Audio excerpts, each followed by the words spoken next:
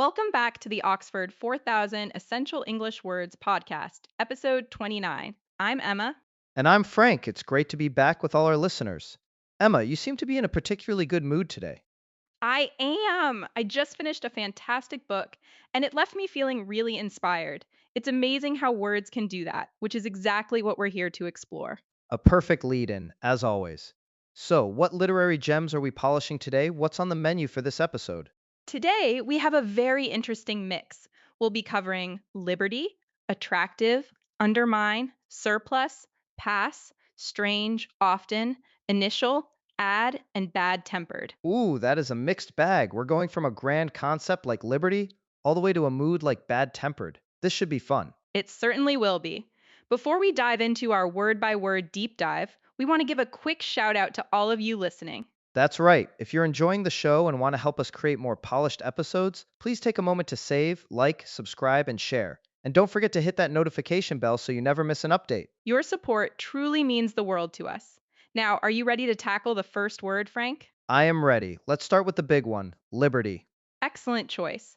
Liberty is a noun, and it means the freedom to live as you wish or go where you want.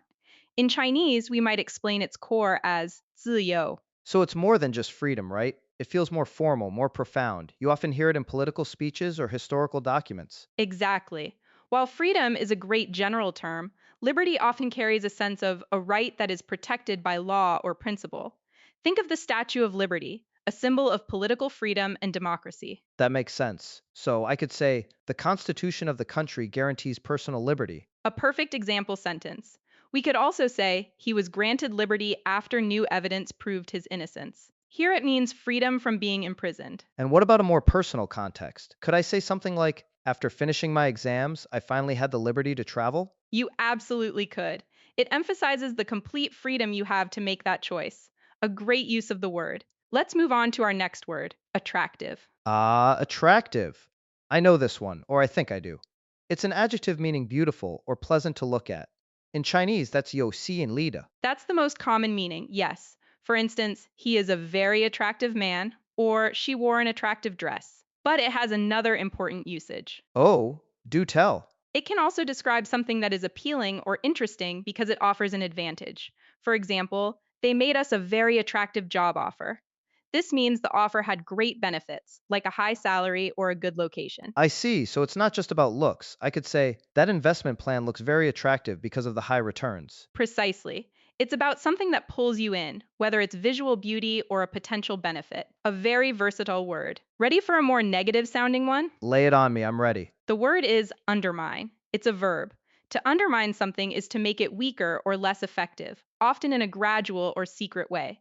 The core meaning in Chinese is 逐渐削弱. So it's like digging a tunnel under a castle wall to make it collapse. I feel like this word is often used in the context of trust or authority. You've hit the nail on the head.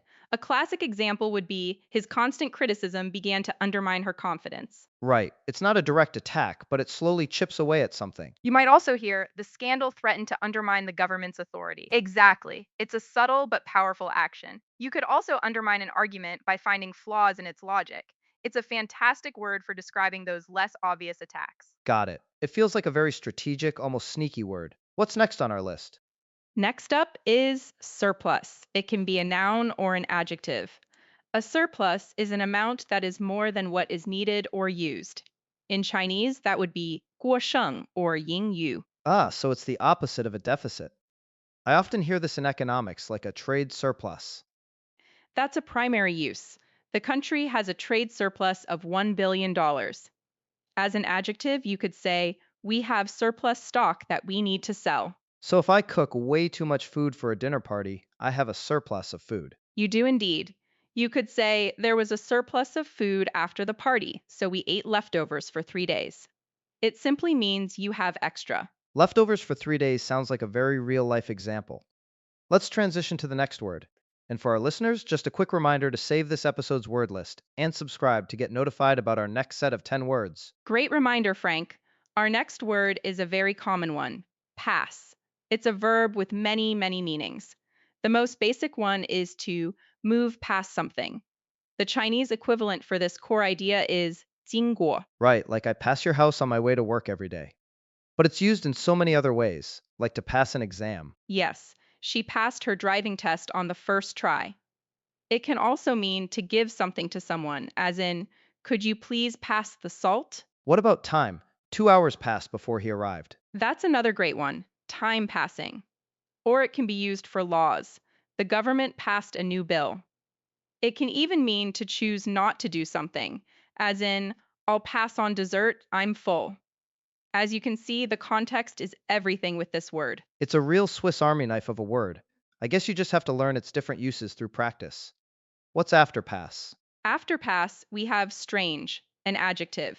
It means unusual or surprising, especially in a way that is difficult to understand. In Chinese, it's 奇怪的. Simple enough. I heard a strange noise in the middle of the night. Or he has some very strange ideas. Exactly. It describes something that deviates from the normal or expected. You could also say, it's strange that she didn't call back. This implies it's out of character for her. I sometimes feel strange when I'm in a new city for the first time. A bit disoriented. That's a perfect use of the feeling, a strange feeling. It captures that sense of unfamiliarity and slight discomfort well. Moving along, our next word is often. Often. An adverb of frequency. It means many times or frequently. The Chinese is 经常. Correct. I often go for a run in the morning. Or, how often do you visit your parents? Now a quick pronunciation point. I've heard some people pronounce the tet sound, like off 10, while others say off n. Which one is correct? That is a great question because both are actually considered correct. The pronunciation without the t sound, off n, is more common and widespread today, especially in American English. However, pronouncing the t is not wrong, just a bit more traditional or formal, so you can choose whichever you prefer. Good to know. So, he often complains about his job. We often eat out on Fridays. It's pretty straightforward. It is a fundamental word for everyday conversation. Let's look at the next one, initial. This is usually an adjective meaning of or at the beginning. In Chinese, it's 最初的. So my initial reaction to the news was shock. Perfect. It's about that very first response or stage. For example, the initial phase of the project was the most difficult, or our initial plan had to be changed. It can also be a noun, right? Like when you sign a document with your initials? Yes, though that's a slightly different meaning. The initials are the first letters of your names, but our focus is the adjective initial meaning first. Don't confuse the two. Understood. So the initial impression is the first impression you get. That's a useful distinction. We have 2 words left. We do. The next one is ad. This is a noun and it's a short form of advertisement. The Chinese is 广告. So I saw an ad for a new car on TV. It's what we see all the time, online, on television, in magazines. Precisely. She responded to a job ad she saw in the newspaper, or many people find pop up ads on websites very annoying. It's just the casual, common way to say advertisement. Short and simple. I like it. What's our final word for the day? Our last word is a descriptive one, bad tempered. It's a compound adjective that means easily annoyed or made angry. The Chinese translation would be 脾气坏的. We all know someone like this. My boss is so bad-tempered in the mornings, so I avoid talking to him before he's had his coffee. An excellent and very relatable example. You could also say, he gets bad tempered when he's tired. It's a very clear and direct way to describe someone's cranky mood. So it's a bit stronger than just saying someone is in a bad mood. It implies it's a part of their character or a frequent state. Exactly. A bad mood can be a one time thing, but calling someone bad tempered suggests it happens often. That's a fantastic list for today. A great mix of concepts, actions, and descriptions. I agree. Now, to see how these words work together, we've prepared a short scenario dialogue.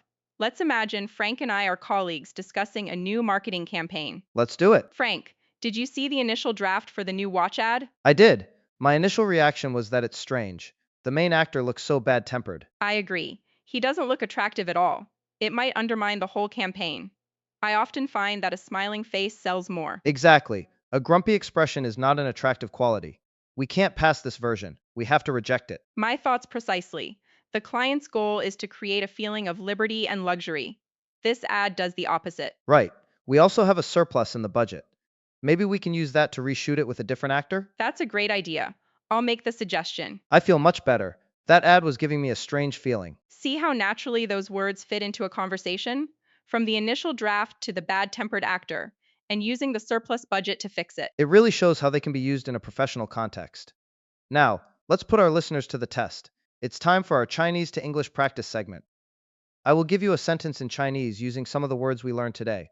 You'll have a few seconds to translate it into English. Ready? Let the challenge begin. Okay, I'll say the sentence. Your job is to translate it. I'll give you 5 seconds. Here's the first one.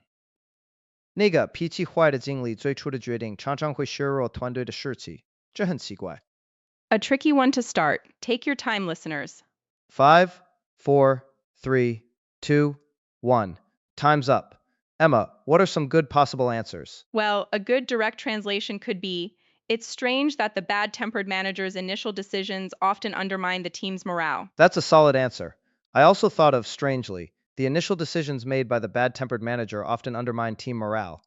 Using strangely at the beginning works well too. Both are excellent. They perfectly capture the meaning using bad tempered, initial, often, undermine, and strange. Great job, everyone. Let's try another one. This one includes a few different words. Here it is. 通过那个有吸引力的广告，他们卖掉了所有的过剩库存，获得了真正的自由。Another great sentence.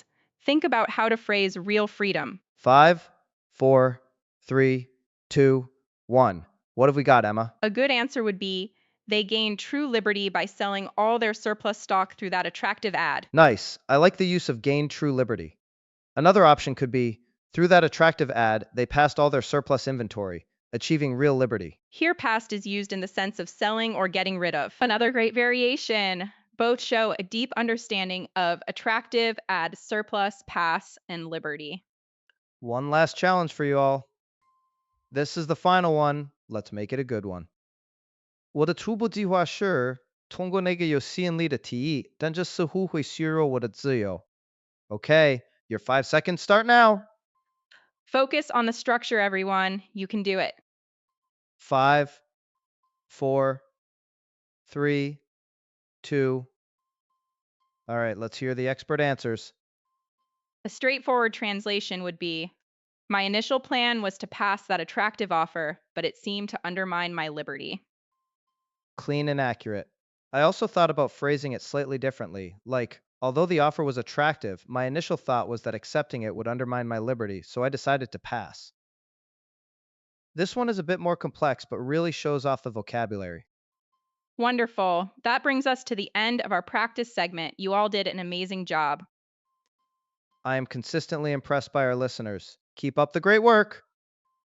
Before we say goodbye, let's give you a little sneak peek at the vocabulary for our next episode. We'll be looking at together, outbreak, worried, back, mineral, visitor, enemy, recognize, approval, and court. Another fascinating list. I'm already looking forward to it. And one last time, if you found this episode helpful, please show your support. A like, a subscription, or a share makes a huge difference. Don't forget that notification bell. Thank you all for joining us on the Oxford 4000 Essential English Words podcast. We hope you feel more confident using today's 10 words. I'm Emma. And I'm Frank. Keep practicing, and we'll talk to you in the next one. Goodbye for now.